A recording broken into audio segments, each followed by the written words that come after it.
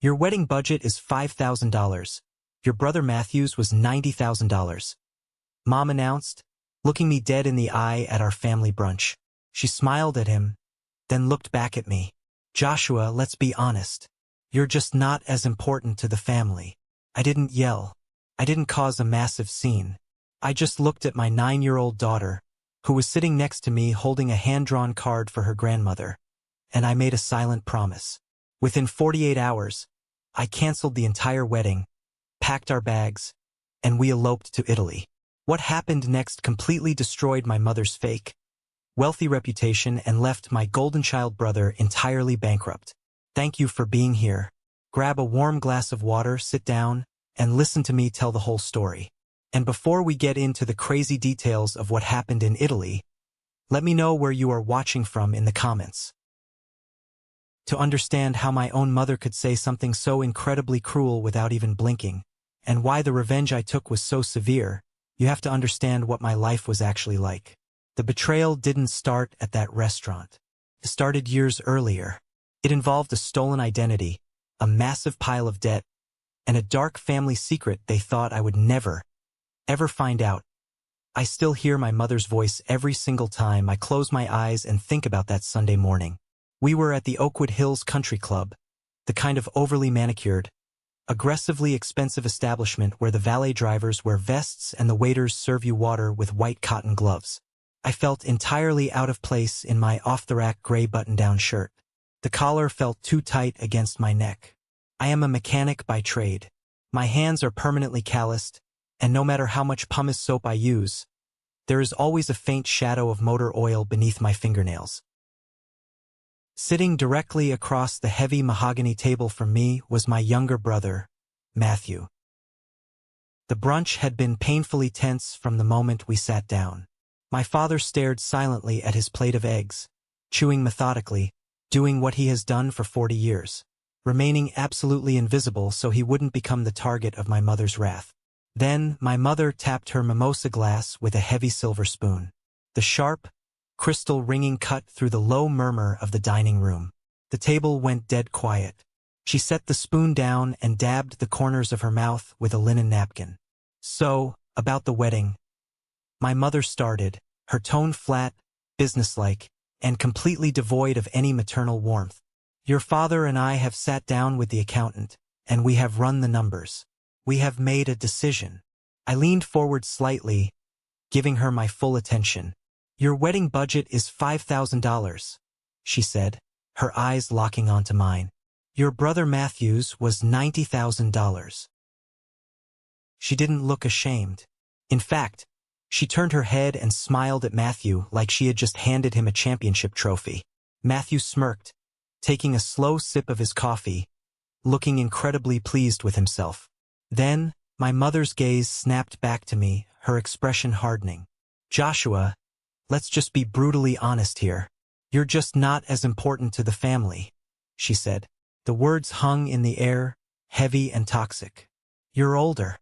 You already have a kid from a previous mistake. You have your little job at the garage and you're stable. You don't need a big show. It would be a waste of resources. I stopped breathing.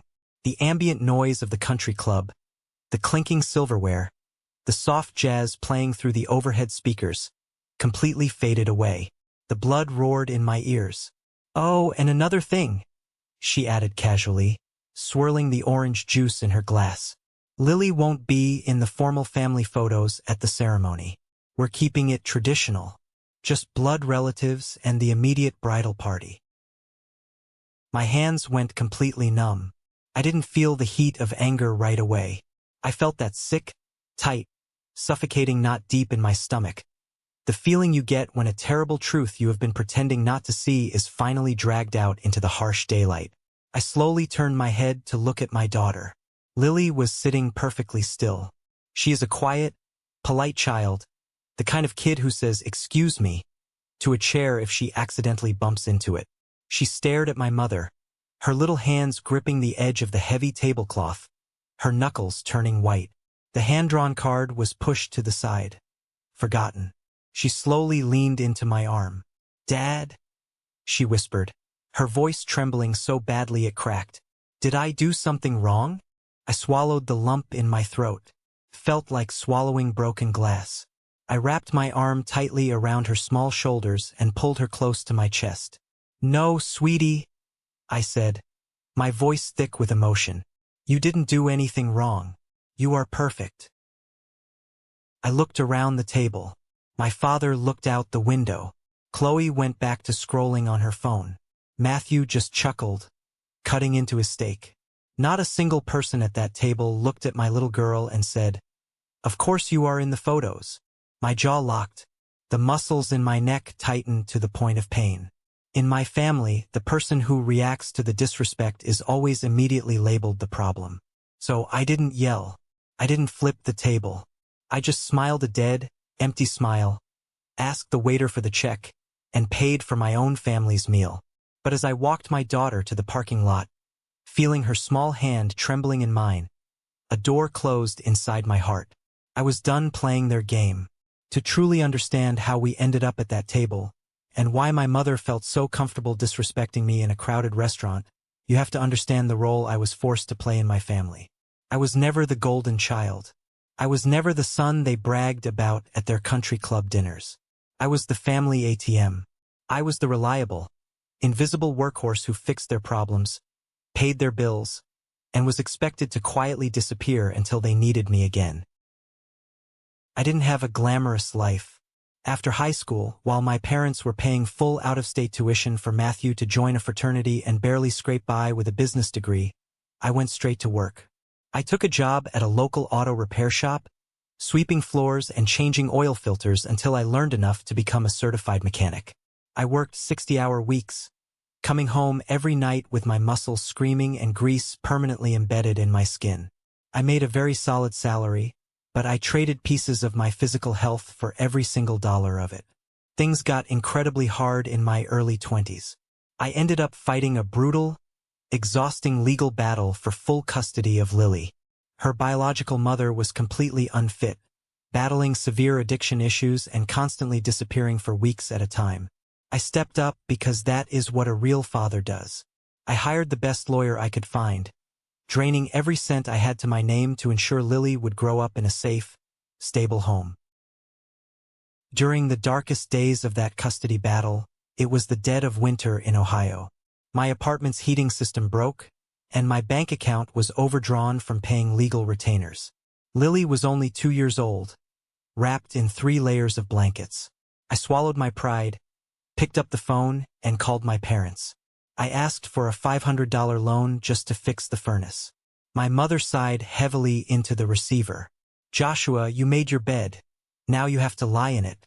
Giving you money won't teach you responsibility. You need to figure this out yourself." She hung up. I ended up selling my only mode of transportation, a beat-up Honda Civic, to fix the heater, and I rode the bus to the auto shop for a year and a half. Yet, their financial philosophy completely reversed when they were the ones in need. 2 years after I won full custody, my uncle passed away suddenly. He left behind a mountain of debt and no life insurance. The funeral home was demanding payment upfront for the casket and the service. We were sitting in the sterile, overly air-conditioned office of the funeral director. My mother looked at the invoice, started sobbing theatrically, and turned to me. "Joshua, your father's business is slow right now. We are completely cash poor. Please, you have to cover this. It's for family." I had been working overtime for 2 years, desperately trying to build a small safety net. I wrote a check for $8,500 to the funeral director. My mother hugged me, called me a lifesaver, and promised to pay me back. I never saw a single dime of that money. The requests never stopped. When Matthew decided he wanted to buy his first house, he didn't have a down payment because he spent his commission checks on designer clothes and expensive dinners. My mother called me not to ask, but to instruct me. "Matthew found the perfect house in a great neighborhood, Joshua, but the bank needs a larger down payment. I need you to wire him $15,000. I was standing in my kitchen holding Lily's school lunchbox. "Mom, I can't do that. I'm trying to build a college fund for Lily. I put away $50 a week. I can't just drain her future for Matthew's house." How can you be so selfish? Her voice turned sharp, cutting like a knife. He is your brother. Family helps family, Joshua. He needs to establish himself. You already have a decent apartment. Don't ruin this for him. The guilt trips were relentless. She would call me every day, crying, manipulating, telling me I was tearing the family apart by being greedy. Finally, exhausted and wanting peace, I caved. I transferred the money. Matthew didn't even call to thank me. He sent a text message with a thumbs-up emoji. I became the family's quiet, reliable emergency fund. If my father's truck needed a transmission rebuild, I did it for free on my day off, paying for the parts out of my own pocket.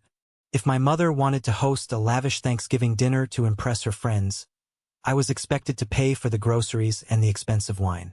I paid for family vacations to Florida that I couldn't even attend because I had to work. Every time I tried to set a boundary, I was met with emotional blackmail. I honestly believed that if I just gave enough, worked hard enough, and solved enough of their problems, they would eventually look at me the way they looked at Matthew. I thought I could buy their love. I was completely wrong. The ultimate betrayal, the one that truly opened my eyes to the depth of their manipulation, didn't happen at that brunch. It happened a year prior, on a rainy Tuesday morning. I had just earned a massive promotion at the auto shop. After 10 years of busting my knuckles, the owner, Joseph, made me the lead service manager. It came with a significant salary bump and a real office. I was finally breathing easy. Lily was getting older, and I wanted to move her out of our cramped apartment into a real house with a backyard in a good school district. I had saved diligently, repaired my credit score to an immaculate 800, and was ready to buy our first real home. I put on my best shirt and went to the local bank branch to get pre-approved for a mortgage. I sat in the plush leather chair across from Mr. Henderson, a loan officer I had known for years.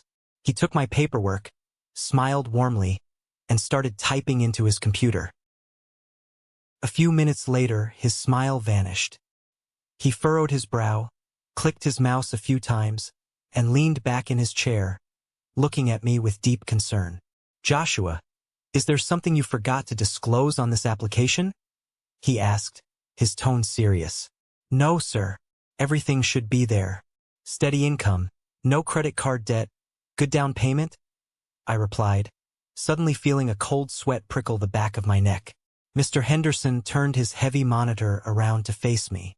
"Joshua, your debt-to-income ratio is incredibly high. You have a massive auto loan open in your name, and worse, it is currently in default status. It's destroying your credit score." I leaned in, squinting at the screen. My heart slammed against my ribs. There it was, clear as day on the official credit report. An active loan for $110,000. The vehicle listed was a brand new Porsche 911. I don't own a Porsche," I stammered, the room suddenly spinning. "I drive a 10-year-old Ford truck." "The loan was taken out 8 months ago," Mr. Henderson said softly, pointing to the screen. "And it is co-signed. The primary driver is listed as Matthew." The floor completely dropped out from beneath me. I didn't even finish the appointment.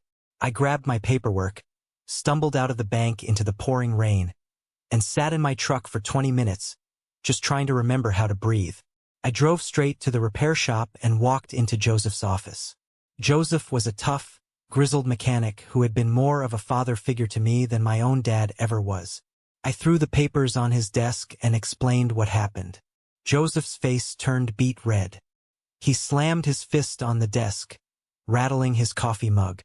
"That is identity fraud, Josh," Joseph growled, his voice thick with anger. "Your own mother used your social security number and your pristine credit history to buy that spoiled brat a luxury sports car because his credit is probably garbage. You need to call the police." I didn't call the police. I drove straight to my parents' house in the affluent suburbs. I didn't bother knocking.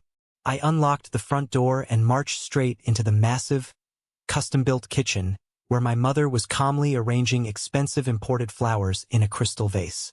I threw the printed credit report onto the pristine marble countertop. The papers slid and hit the vase. "What the hell is this?" I demanded, my voice a dangerous, low rumble that I barely recognized as my own. She looked at the papers, her expression completely unchanged. She didn't look guilty. She looked annoyed. "Oh, Joshua, please don't be so dramatic. Keep your voice down. The neighbors will hear." $110,000, Mom," I yelled, unable to contain the fury. "For a Porsche, and it is 3 months behind on payments. I went to the bank today to buy a house for Lily, and I got denied. Because of you." "Matthew needed a reliable car for his new luxury real estate job," she said, waving her hand dismissively as if we were discussing a bicycle. "His credit was just a little tied up at the moment. He needs to project an image of success to get high-end clients. We were going to refinance and transfer the loan entirely out of your name in a few months anyway." "You forged my signature," I screamed, pacing the kitchen floor. "I could lose my apartment. I should call a lawyer right now and report this as criminal fraud." The moment I said the word lawyer, her entire demeanor shifted. The Ice Queen vanished, replaced instantly by the weeping, desperate victim. She collapsed into a dining chair, burying her face in her hands, sobbing loudly. "You would send your own mother to jail?" she cried, tears streaming down her face. "Over a piece of paper? It would ruin Matthew's life. He would lose his license. Chloe would leave him. You would be destroying this entire family because you are too selfish to help your brother succeed." She weaponized my guilt perfectly. She knew exactly which buttons to push. She begged. She pleaded. She told me my father's heart couldn't take the stress of a police investigation. Like an absolute fool, I broke. I couldn't bring myself to put my mother in handcuffs. I went to the bank the next day, withdrew a massive chunk of the money I had been saving for Lily's college fund, and paid the $8,000 in past due payments and late fees just to save my own credit score from total destruction. The very next day, Matthew's wife, Chloe, posted a photo on Instagram. It was heavily filtered, showing her wearing designer sunglasses, leaning against the hood of the gleaming silver Porsche 911. The caption read, "Hubby worked so hard to spoil me. We earned this. #blessed #luxury life. I was working overtime to pay off their luxury car, sacrificing my daughter's future, while they played pretend millionaires on the internet. That was the reality of my family." Fast forward back to the Sunday of the brunch. The drive home from the country club was suffocatingly silent. The rain had started to fall, the windshield wipers squeaking rhythmically against the glass. I gripped the steering wheel so hard my knuckles were stark white, my jaw aching from grinding my teeth. In the back seat, Lily had fallen asleep, her head resting against the window. She was emotionally exhausted. Being treated like an invisible ghost by her own grandmother took a heavy toll on her little heart. Sarah reached across the center console and placed her soft, warm hand over my rigid fist. Sarah is an elementary school teacher. She possesses infinite patience, a deep well of empathy, and a heart of absolute gold. She didn't come into my life trying to fix me or change me. She just stood firmly beside me in the storm. More importantly, she loved Lily with the fierce, protective energy of a biological mother. "I am so incredibly sorry, Josh," Sarah said softly, her voice filled with genuine pain for me. "I'm not doing it, Sarah," I said, my voice shaking with a decade of buried rage finally bubbling to the surface. "I am absolutely not doing it. I'm not taking their $5,000 handout. I'm not making you wear a cheap dress in a rented VFW hall while Chloe struts around dripping in diamonds. And I am absolutely not leaving my daughter out of my own wedding photos to satisfy their twisted idea of tradition." Sarah didn't argue. She didn't tell me to calm down. She didn't tell me to be the bigger person and forgive them. She just squeezed my hand tightly and nodded. "Then we don't. We walk away." We pulled into our driveway. The rain was coming down harder now. I carefully unbuckled Lily, carried her sleeping body into the house, and gently tucked her into her bed, kissing her forehead. When I walked back out to the kitchen, Sarah was sitting at the small wooden dining table. Her laptop was open, casting a soft blue glow across her face. I pulled out a chair and sat heavily across from her, burying my face in my hands. I don't know what to do, Sarah. If we cancel, they win. If we go through with it, they win. I just want to marry you, and I want Lily to feel like she belongs. Sarah turned the laptop screen toward me. Do you remember my Uncle Carter? She asked. I looked up. Yeah, I remember him. Uncle Carter was a legend in Sarah's family, though they rarely spoke of him because he lived a life completely detached from their small-town drama. He was an investor, a man of old money, who had relocated to Italy decades ago. I had met him exactly once at a family reunion. He was a tall, incredibly distinguished man with silver hair and piercing blue eyes, carrying himself with a quiet, undeniable authority. He was the kind of man who commanded a room simply by walking into it. He sent me a long email last week when I sent him our save-the-date card, Sarah said, scrolling down the screen. He owns a private, historical estate just outside of Florence. He said his traveling days are mostly over, but if we ever wanted to skip the circus of an American wedding, his home is completely open to us. No strings attached, no family drama, just the three of us. I leaned in, looking at the photos attached to the email. It was breathtaking. Ancient stone walls covered in climbing ivy, sprawling green vineyards stretching to the horizon. A massive oak dining table set under a canopy of glowing string lights. It looked like a movie set. It looked peaceful. It looked completely out of reach. Sarah, it's beautiful, but we can't afford last-minute international flights to Italy. I started, my logical brain immediately calculating the impossible costs. You have air miles, Josh? She interrupted, her eyes locking fiercely onto mine. You've been using the shop's corporate purchasing card to buy engine parts for Joseph for 5 years. You have over 500,000 miles banked. That's enough for 3 first-class tickets. I blinked, the realization slowly dawning on me. We have the money we saved ourselves in our joint account, Sarah continued, her voice gaining strength and momentum. We don't need a single cent from your mother. We don't need their approval, their budget, or their presence. We just pack our bags, we take Lily, and we go. We get married on our own terms. A spark ignited deep in the center of my chest. It wasn't just a way to have a beautiful wedding. It was an escape hatch. It was a way to finally, permanently close the door on the people who only loved me when I was actively paying their bills. I looked at Sarah, seeing the fierce determination in her eyes, and I knew she was right. Okay, I said, a slow smile finally breaking across my face. Let's go to Italy. The very next morning, Monday, I didn't go into the shop right away. I sat at my home office desk with a large cup of black coffee, my notebook, and my cell phone. I started the systematic process of dismantling the illusion of a family wedding. I didn't make a dramatic Facebook post. I didn't send angry text messages to Matthew or my mother demanding apologies. I operated in absolute, terrifying silence. First, I called the local banquet hall we had booked months ago. The manager was polite but firm. Mr. Joshua, I understand circumstances change, but as per the contract, you will lose the $3,200 non-refundable deposit if you cancel this close to the date. Keep it, I said without a single ounce of hesitation. Cancel the reservation. Losing $3,000 stung, but it felt like paying a ransom to finally secure my freedom. Next, I called the local florist.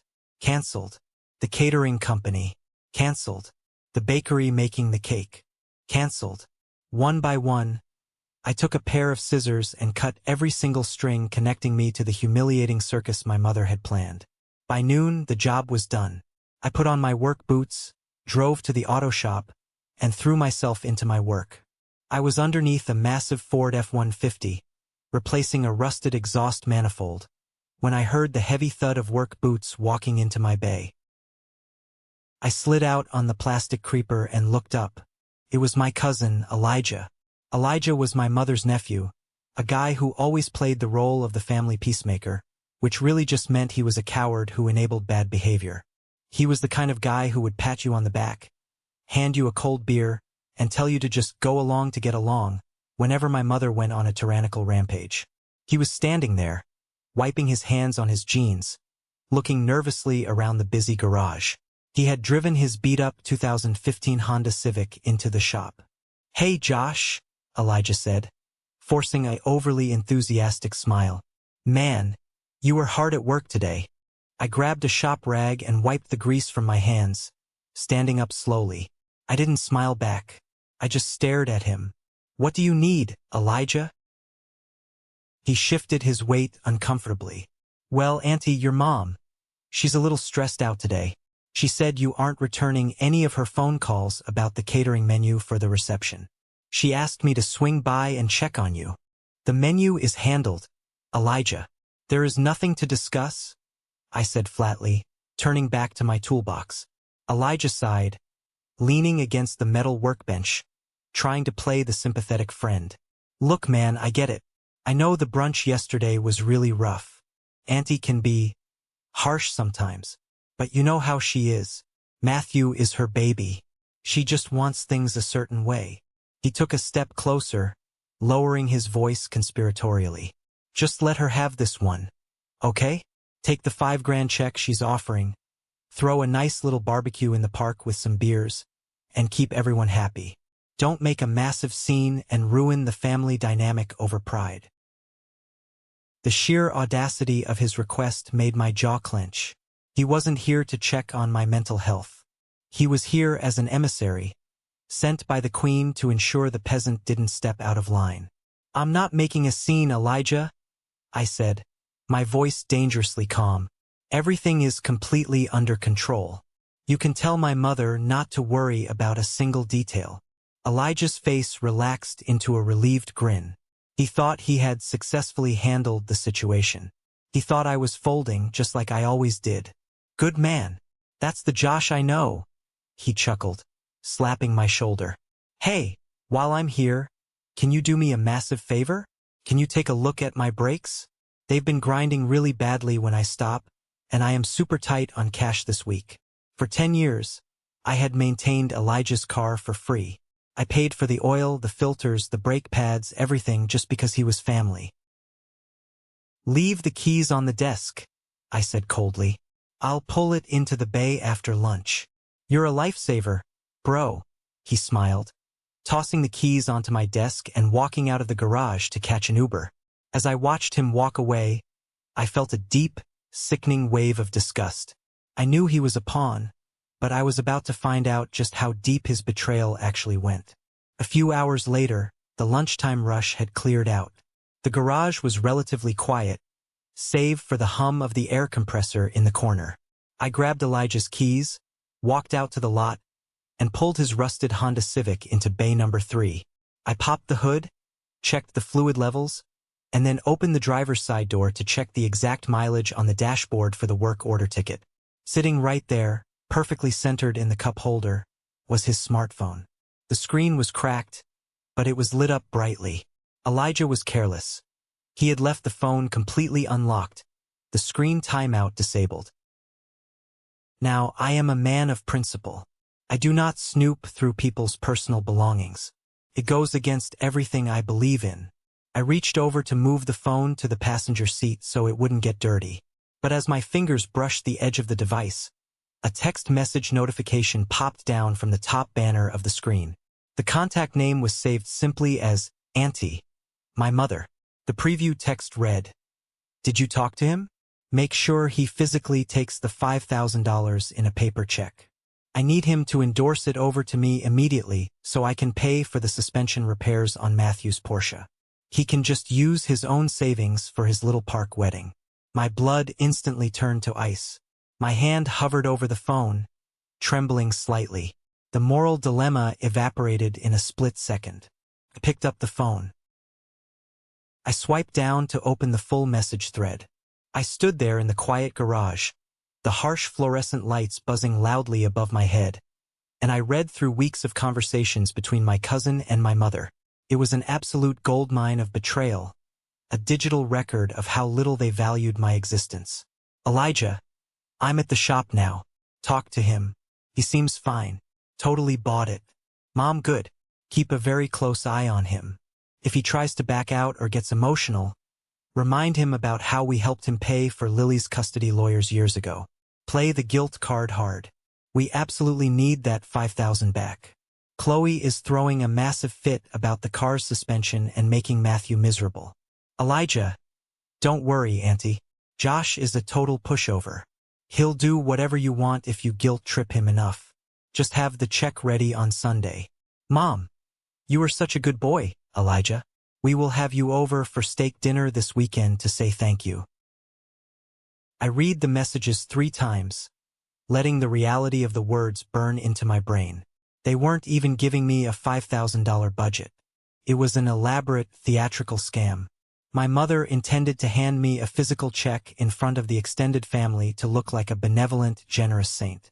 Then, she planned to manipulate me, using the traumatic custody of my own daughter as leverage, to force me to sign the money right back to her, so she could fix the luxury car she bought on my stolen credit for my golden child brother. And my cousin, a man who was currently asking me for free mechanical labor, was the spy orchestrating the entire trap for a steak dinner. I didn't smash the phone against the concrete floor, even though every fiber of my being wanted to. I didn't take screenshots. I carefully, meticulously set the phone back into the cup holder, placing it in the exact same position I had found it. I walked over to the parts department. I ordered the absolute most expensive premium ceramic brake pads we carried. I spent the next hour installing them perfectly. Then I went to the computer and generated an invoice. I billed him for the premium parts. I billed him for 2 hours of labor at the maximum shop rate. I added shop fees and taxes. The total came to $485. At 5 p.m., Elijah strolled back into the shop, looking relaxed and happy. "Car all good to go, Josh?" I didn't smile.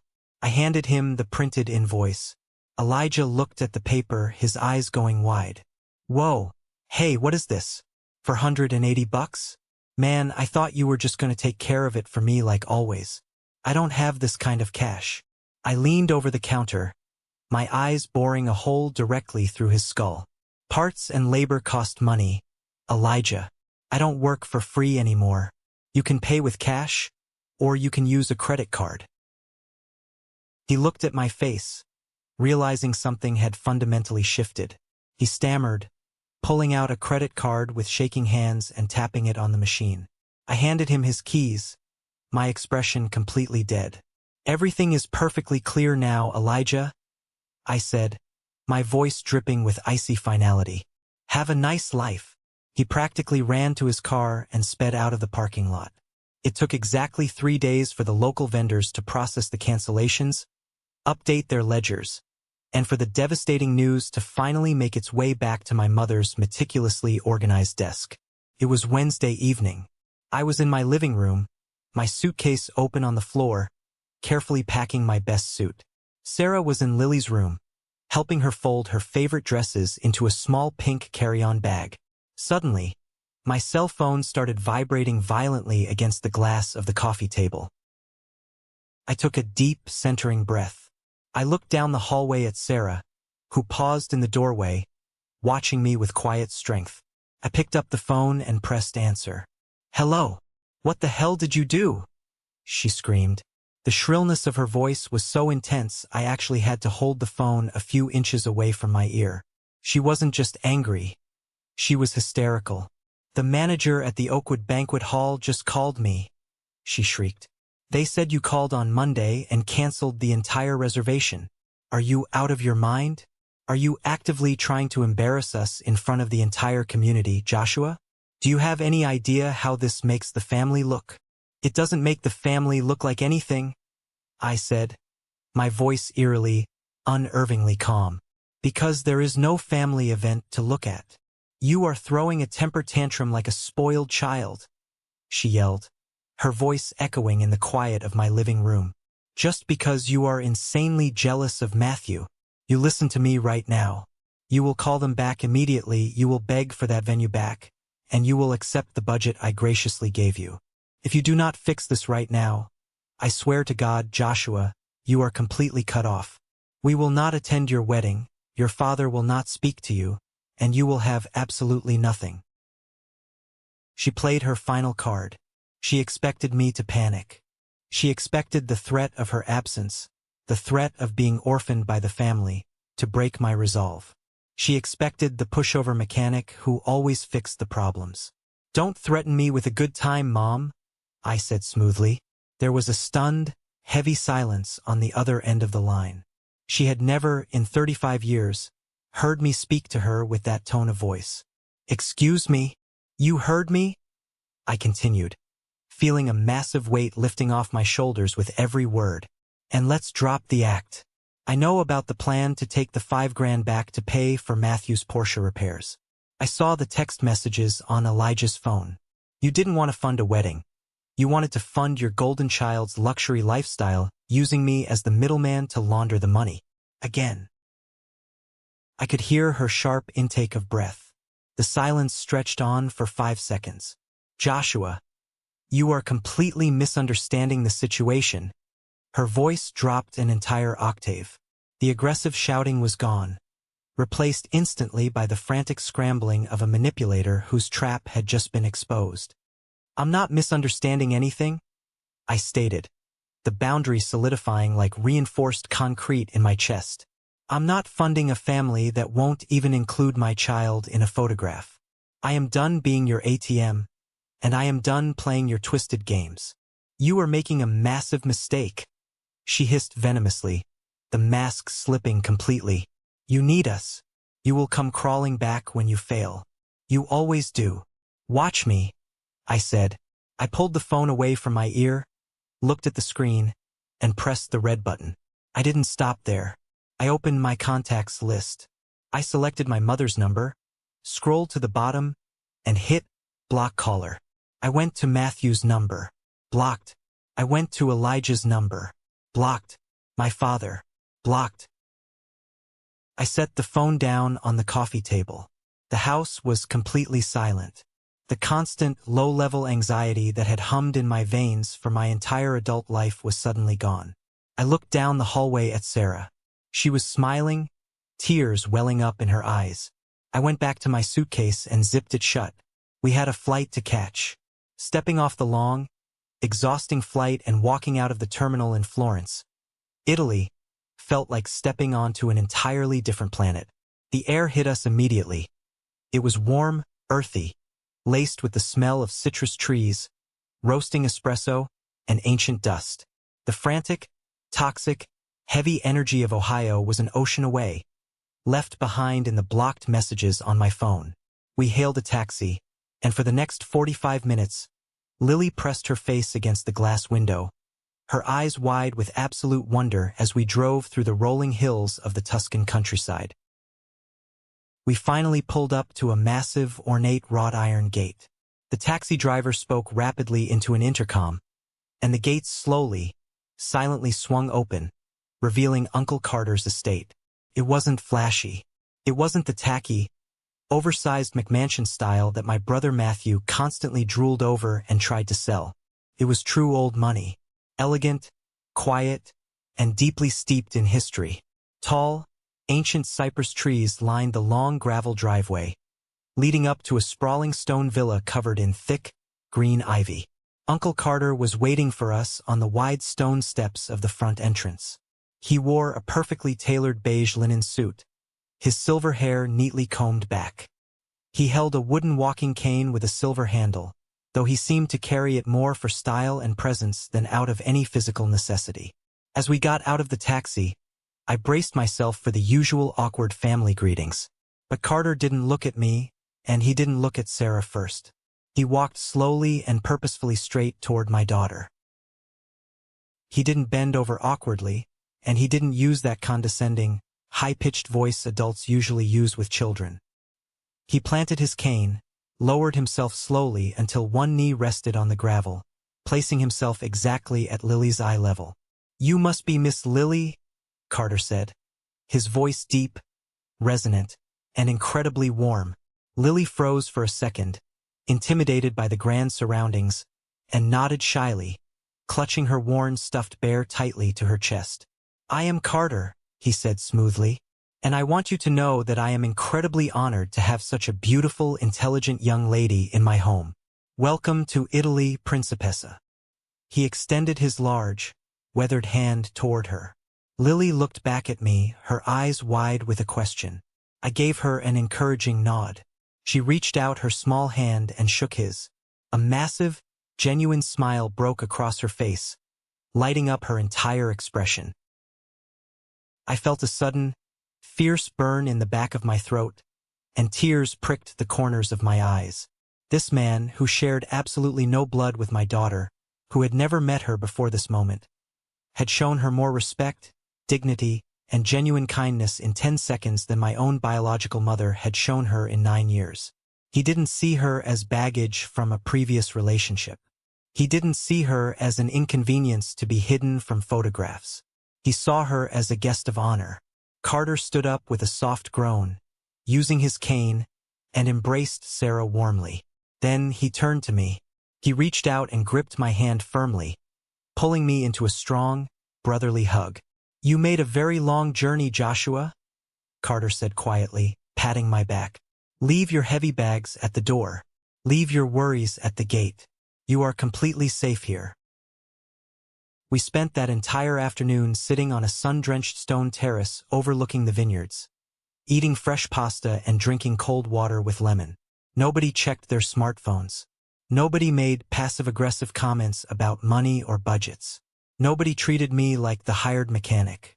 For the very first time in my 35 years of life, I was simply a man, sitting peacefully with his family, being treated as an equal. Fan 4.2. Cohen Kok Ben Yen Truok Geo Ji So 2. 852. The night before the wedding, the massive villa was dead quiet. Sarah and Lily had gone to sleep hours ago in a breathtaking bedroom with high frescoed ceilings and heavy silk curtains. But I couldn't sleep. The adrenaline of the escape, mixed with the profound beauty of our new surroundings, was still thrumming heavily in my veins.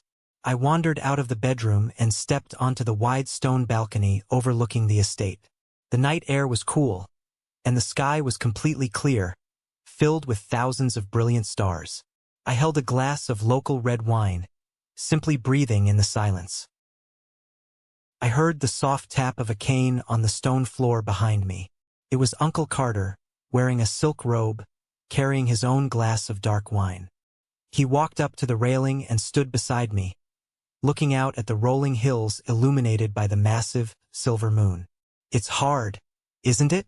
Carter said softly, his voice barely breaking the silence, not turning his head to look at me. "Severing the infected limb to save the rest of the body." I looked down at my glass, swirling the dark liquid. "I just feel stupid, Carter. I let them treat me like a bank account for over a decade. I let them use my credit, drain my savings, and disrespect my child. I actually thought if I just worked hard enough and paid enough of their bills, they would eventually love me." Carter took a slow, measured sip of his wine. He let out a long sigh. "Generational wealth isn't just about money, Joshua. Money is the easiest thing in the world to lose. True inheritance, the kind that actually matters, is about passing down respect, integrity, and honor."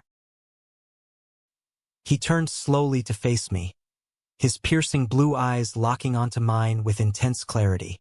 "Your family, they operate on a currency of guilt, manipulation, and conditional love. They view your loyalty, your hard work, and your kind heart not as virtues, but as weaknesses to be ruthlessly exploited." He pointed a long finger toward the window of the bedroom where my daughter was sleeping.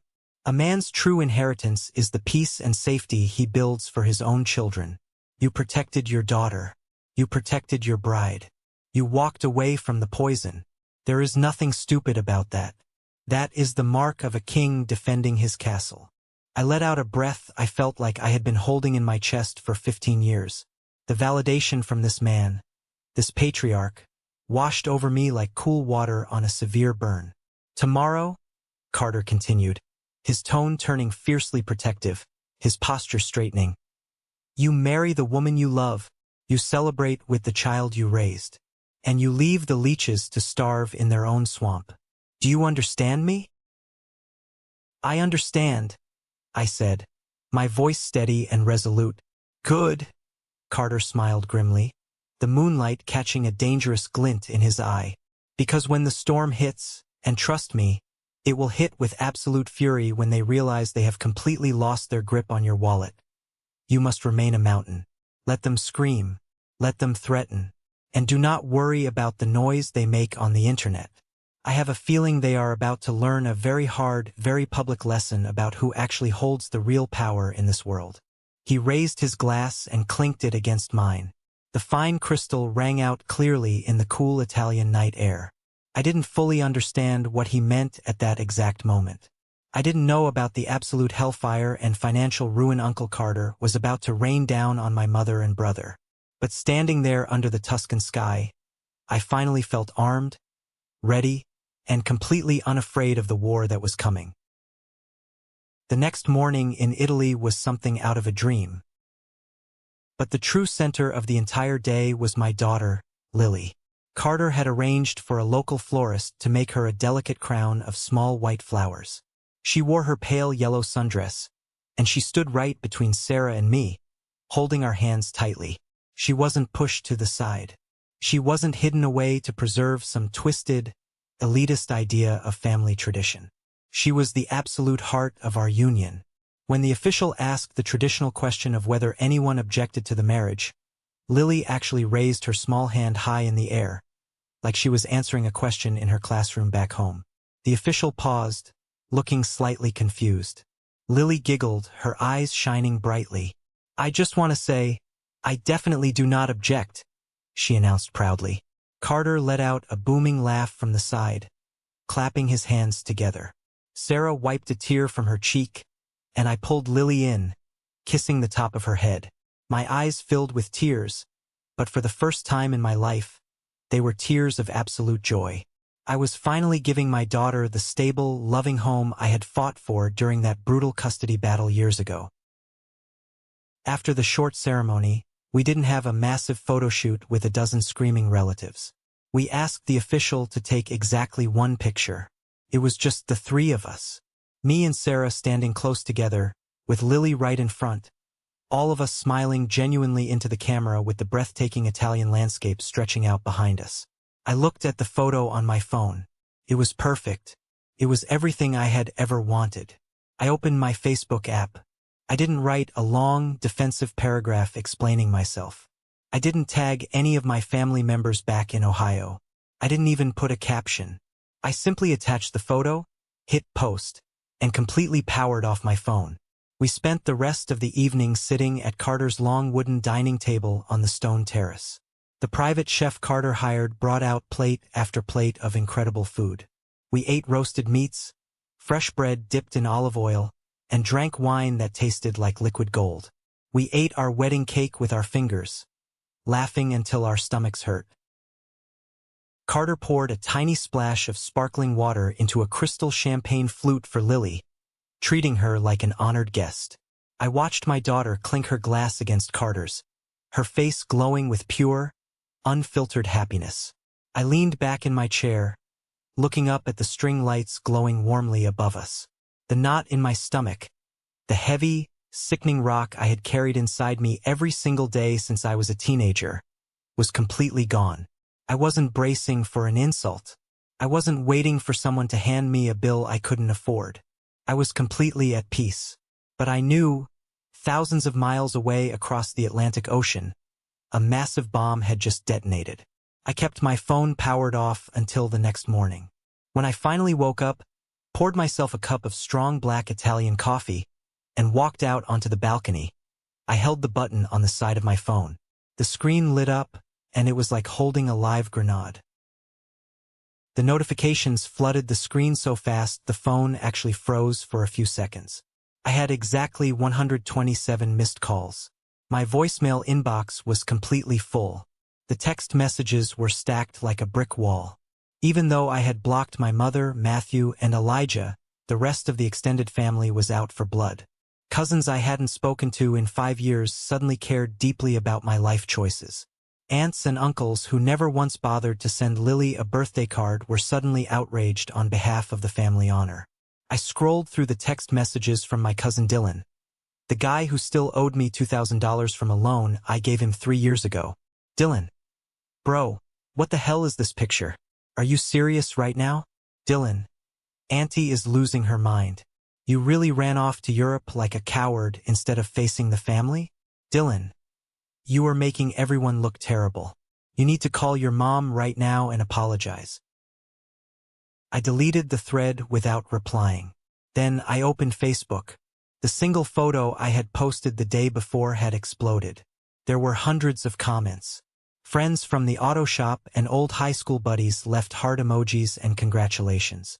But nestled right in the middle of the positive comments was a massive, highly public attack from my mother's side of the family.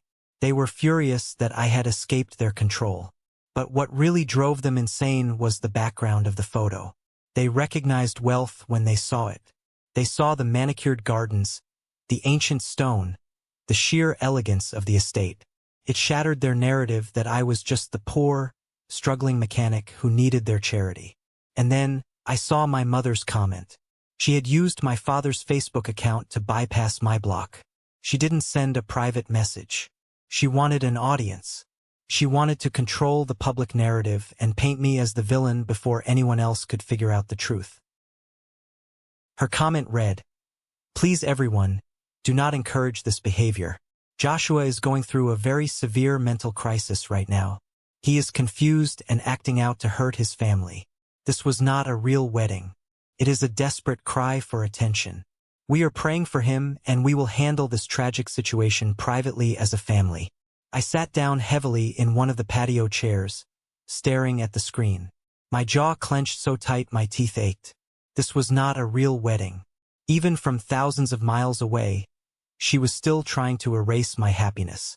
She was trying to strip away the validity of my marriage and the safety of my daughter just to protect her own fragile ego. I felt the old, familiar urge rising in my chest. The urge to explain myself. The urge to type out a massive, angry response detailing exactly how she had stolen my credit to buy Matthew a Porsche, how she had treated Lily like trash, and how they had planned to steal my wedding budget. I wanted to defend myself. "Do not engage," a deep voice said from the doorway. I looked up. Uncle Carter was standing there, fully dressed in a crisp suit, holding a silver tray with an espresso cup. He walked over, set the tray down on the small iron table, and looked at my phone. "They found the picture?" he asked calmly. "Yeah," I sighed, running a hand over my face. "My mother is posting public comments saying I'm having a mental breakdown and that my marriage isn't real. She's trying to humiliate me into coming back." Carter didn't look angry. He looked profoundly disappointed in them.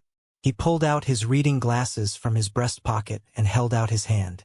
"May I?" I handed him my phone. He stood on the balcony, the morning sun catching his silver hair, and read through the comments. He read my mother's manipulative paragraph. He didn't swear. He didn't yell. A slow, chilling smile spread across his face. "Joshua," Carter said, handing the phone back to me, "I told you last night that true power does not need to shout. True power simply states the facts. Give me a moment." He reached into his own pocket, pulled out his smartphone, and opened his Facebook app. I sat there watching Carter type methodically with his index finger. He wasn't rushing. He was crafting a completely surgical strike. Carter was well known in the extended family tree, but he was treated like a myth. Everyone knew Sarah's uncle was an incredibly wealthy investor who owned multiple properties in Europe, but nobody from my mother's side had ever directly interacted with him. To my mother, who worshipped money and status above all else, Carter was the ultimate authority figure she desperately wanted to impress. Carter finished typing, hit send, and placed his phone face down on the table. He picked up his espresso. "It is done. Now we enjoy the morning." I immediately refreshed my Facebook post.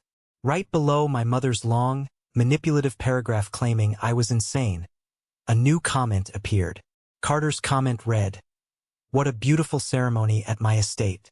I have hosted many events in my life, but rarely have I seen a man of such immense integrity, character, and quiet strength as Joshua. He is a true father and a devoted husband. It is my absolute honor to welcome him and his beautiful daughter Lily into our family. Furthermore, Joshua has proven himself so incredibly capable that I have decided to name him a primary beneficiary of my estate's inheritance and the family trust. He wasn't finished. He added a second paragraph, and this was the killing blow. As for those attempting to cast shadows on this joyous day, let me be perfectly clear. My gates are permanently closed to individuals who steal their children's credit scores to finance luxury sports cars they cannot afford. A man who pays for his brother's Porsche while his own family disrespects his daughter is a saint.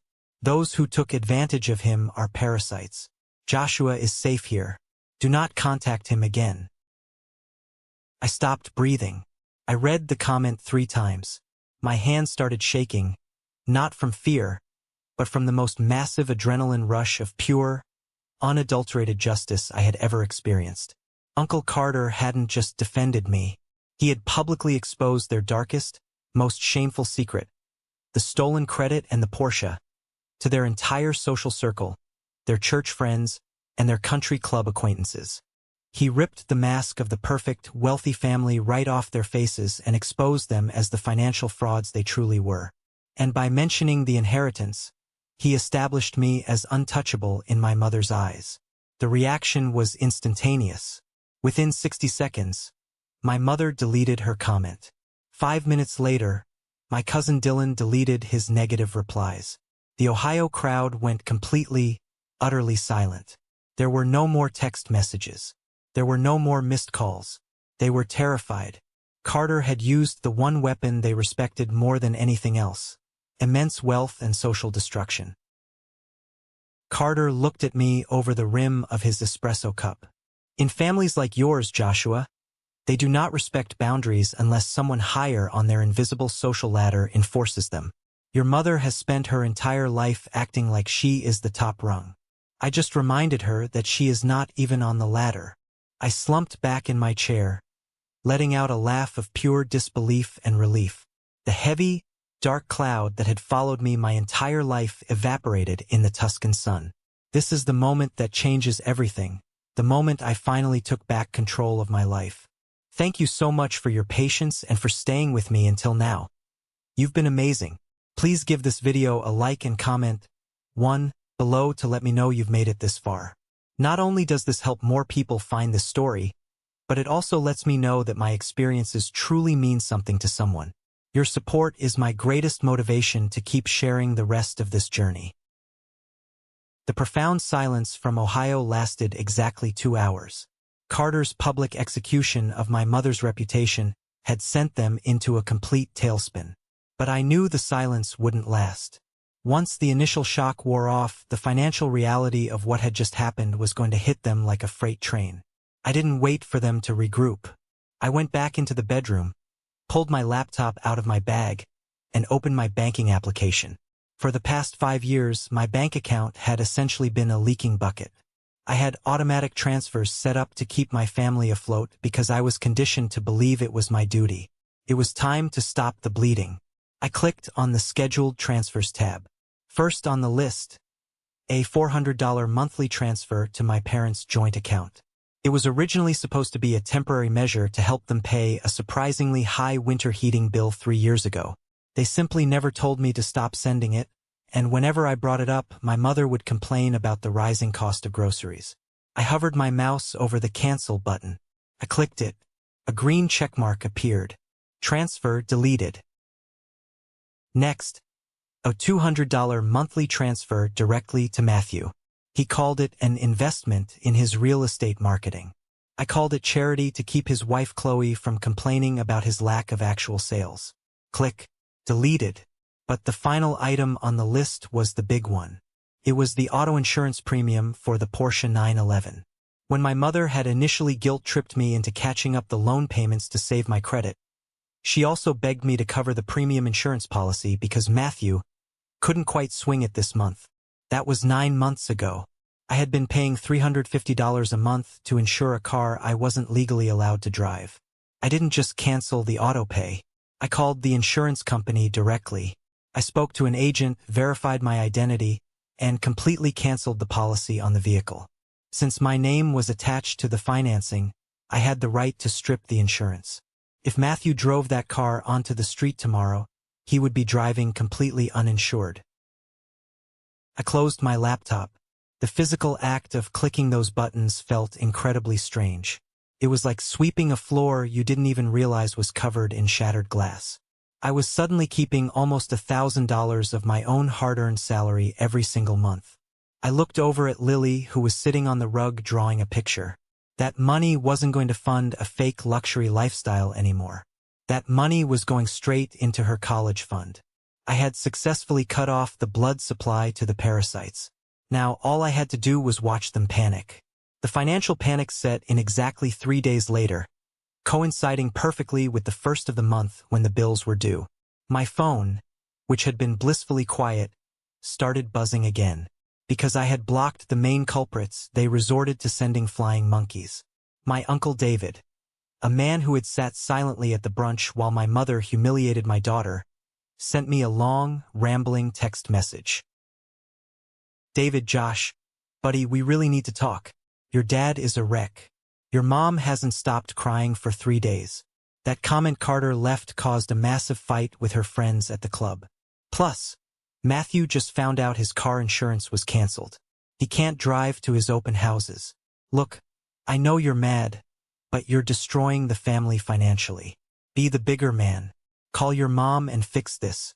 I read the message and felt a cold wave of absolute indifference. David didn't care about my feelings. He just wanted the boat to stop rocking so he wouldn't have to listen to my mother scream anymore. I blocked his number too. Then my voicemail indicator flashed. It was a message from an unknown number. I listened to it. It was my father. My father never involved himself in the family drama. His survival tactic was to keep his head down and let my mother run the show. Hearing his voice on the machine was jarring. "Joshua, it's Dad." His voice sounded incredibly tired, raspy and weak. "Son, I don't know what you did, but the bank just called Matthew. Because the insurance was canceled, the lender is threatening to call the entire auto loan due immediately. We don't have the cash to cover it. Your mother is having a nervous breakdown. Please just wire the insurance money. We can talk about the rest later. You know your brother needs that car. Call me back." I listened to the message twice. I listened closely for an apology. I listened for him to say he missed me, or that he was happy I got married, or that he wanted to talk to Lily. Nothing. He didn't miss his oldest son. He missed the mechanic who fixed his problems. He missed the ATM. He was calling to beg for his golden child's luxury car, while completely ignoring the fact that I had just started a new life.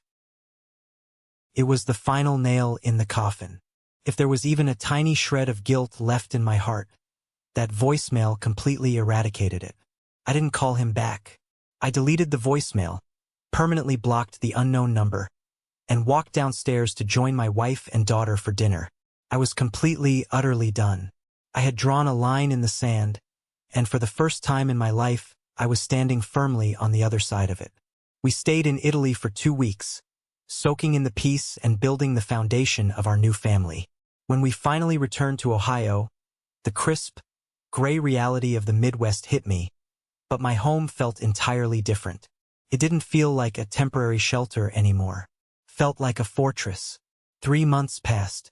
I threw myself into my work at the shop as the lead service manager.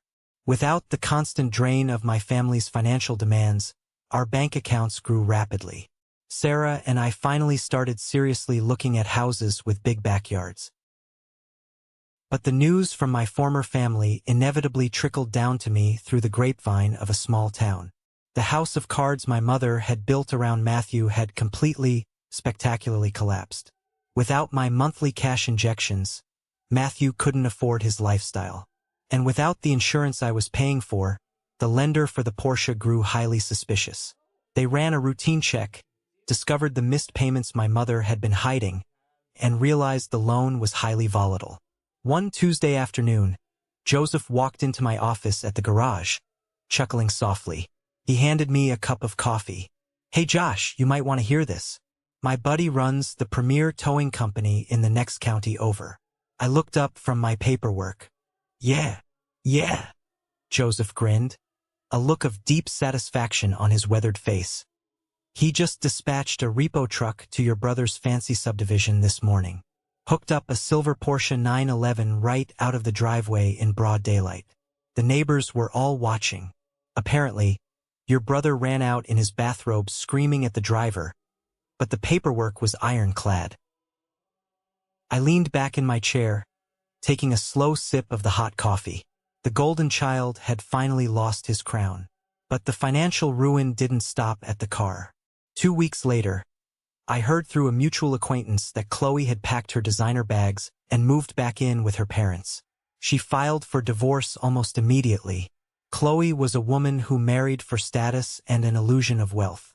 The moment the Porsche was towed away and she realized Matthew was practically broke without his older brother paying the bills, she abandoned ship.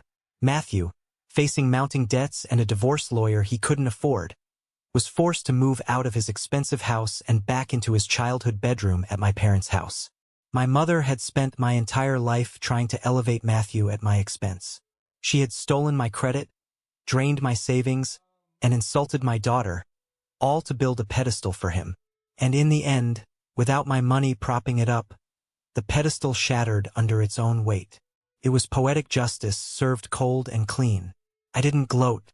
I didn't drive by their house to point and laugh.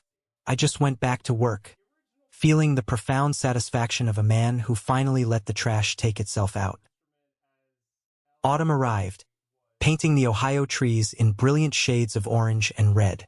Sarah and I had officially moved out of the cramped apartment and purchased a beautiful, modest 3-bedroom house with a sprawling backyard for Lily to play in. It was a Sunday afternoon, and I was on the front porch, assembling a wooden swing set, when a familiar truck pulled into my driveway. It was Gabriel, my younger cousin from my dad's side of the family. Gabriel was always the quiet one at family gatherings, an observer who kept his head down and avoided the crossfire. He stepped out of his truck holding a brown paper bag. He looked nervous, shifting his weight from foot to foot as he walked up the driveway. "Hey, Josh," Gabriel said awkwardly, offering a small, tight smile. I put down my wrench and stood up, wiping my hands on my jeans. I kept my guard up. "Hey, Gabe, what brings you out here?" He held out the paper bag. I brought some fresh apple cider donuts from the farm stand in town, and a little something for Lily, a new sketchbook. I know she likes to draw." I looked at the bag, then back at his face. He seemed genuine. I nodded slowly, accepting the bag. "Thanks. She's inside with Sarah. Have a seat." We sat on the wooden steps of the porch. For a long time, neither of us said anything. We just watched the autumn leaves blowing across the freshly cut grass of my new lawn. Gabriel finally let out a heavy sigh, resting his elbows on his knees. "I saw the new house on Facebook. It looks great, man. I'm really happy for you." "I appreciate that," I said quietly. Gabriel looked down at his boots. "Listen, Josh. I came over here because I needed to say something. To your face." He paused, swallowing hard. "I'm sorry. I'm so incredibly sorry." I looked at him, slightly surprised. "Sorry for what? You didn't do anything." "That's exactly the problem," Gabriel said, his voice thick with guilt. "I didn't do anything. None of us did. Look, the whole family. Everyone knew what Andy was doing to you.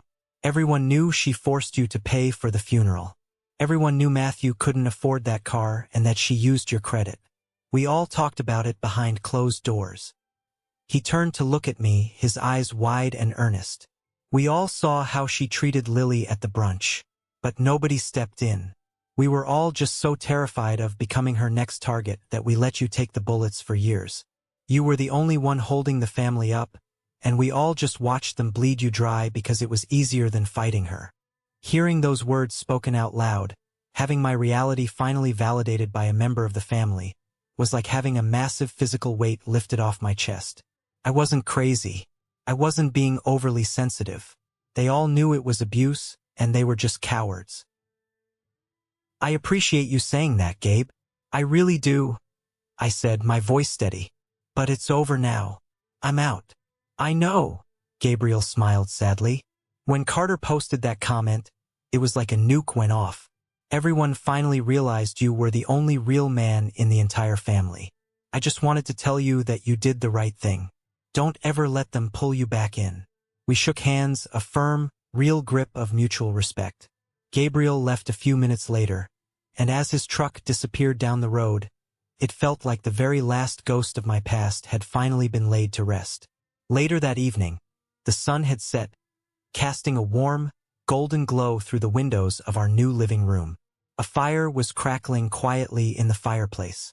Sarah was in the kitchen, humming softly as she prepared dinner. The smell of roasted garlic and rosemary filled the house. I walked into the living room and found Lily lying on her stomach on the plush rug. She had her new sketchbook open, the one Gabriel had brought, and was furiously coloring with a box of crayons. "Hey, kiddo," I said softly, sitting on the edge of the sofa near her. "What are you working on?" She looked up, a smudge of green crayon on her cheek, and smiled brightly. "I'm drawing our family, Dad." My heart gave a familiar little ache. I remembered the drawings she used to make back in the old apartment. Before the wedding, whenever she drew a picture of our family, she always drew herself standing slightly apart from the rest of the group. Sometimes she would draw my parents, but she would put a dark line between them and her. She carried the rejection they fed her deep in her subconscious. She picked up the sketchbook and held it up for me to see. I looked at the drawing, and a profound, overwhelming sense of peace washed over my entire soul. In the center of the page, drawn in bright, vibrant colors, were 4 figures standing in front of a giant, yellow sun. There was me wearing a blue shirt. Next to me was Sarah wearing her white dress. Next to Sarah was Uncle Carter, drawn with his silver hair and his wooden cane. And right in the middle, holding my hand and Sarah's hand, was Lily. She had drawn a massive, beaming smile on her own face and a little flower crown on her head. There was no grandmother who pushed her out of photos. There was no uncle who ignored her. There was no darkness, just a solid, unbreakable line of people holding hands. "Do you like it?"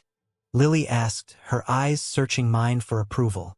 I slid off the sofa, sitting on the floor next to her, and pulled her into a tight hug. "I love it, sweetie. It's the most beautiful picture I've ever seen in my entire life. It's perfect." "Uncle Carter said I'm a principessa." She giggled into my shoulder. "That means princess." "He's right," I whispered, kissing the top of her head. "You absolutely are." I looked around the quiet, warm room. I thought about the $5,000 budget, the stolen credit, the insults, and the exhausting years of trying to buy my mother's love. I realized then that my mother had inadvertently given me the greatest gift possible. By pushing me to the absolute edge, by threatening the dignity of my daughter, she had finally forced me to open my eyes. She forced me to stop trying to survive in a toxic swamp, and instead, build my own castle. I had lost a group of people who shared my DNA, but I had gained a true family. Looking back now, years later, I don't feel anger toward my mother or Matthew anymore. Holding on to anger is just another way of letting them live rent-free in your head. I just feel a quiet, distant pity for them. They are trapped in a miserable cycle of fake status and endless debt, trying to impress people who don't actually care about them. The most important lesson I learned through all of this is that blood does not automatically make someone family. DNA is a biological fact, not a moral obligation. Family are the people who stand fiercely by your side when you have nothing left to offer them. Family are the people who look at your children and see a blessing, not a burden. Family are the people who celebrate your victories instead of tallying up your bank account. If you are listening to this right now, and you are the fixer in your family, if you are the one they only call when the rent is due, or the car is broken, or they need someone to blame, if you are setting yourself on fire just to keep toxic people warm, hear me right now. You are allowed to walk away. You are allowed to protect your own peace, your own salary, and your own children. The moment you stop handing them your money and your energy, they will call you selfish. They will scream, they will cry, and they will try to destroy your reputation. Let them throw their tantrums. Because the silence that follows the storm is the most beautiful, liberating sound in the world. Thank you for sticking around and listening to my story. I know it was a long journey, but I hope this resonated with you in some way, especially if you've ever felt like the black sheep just because you refused to be used. Have you ever found yourself in a similar situation, giving everything to people who appreciate nothing? For those of you who made it to the very end of this video, you belong to a special group I call the 1% Club. If you are still here, I want you to go down to the comments right now and drop the letter W for winner. That is our secret code to recognize the amazing people who watched this entire video and who understand the true value of walking away from toxic situations. Please don't forget to hit the like button and follow the channel.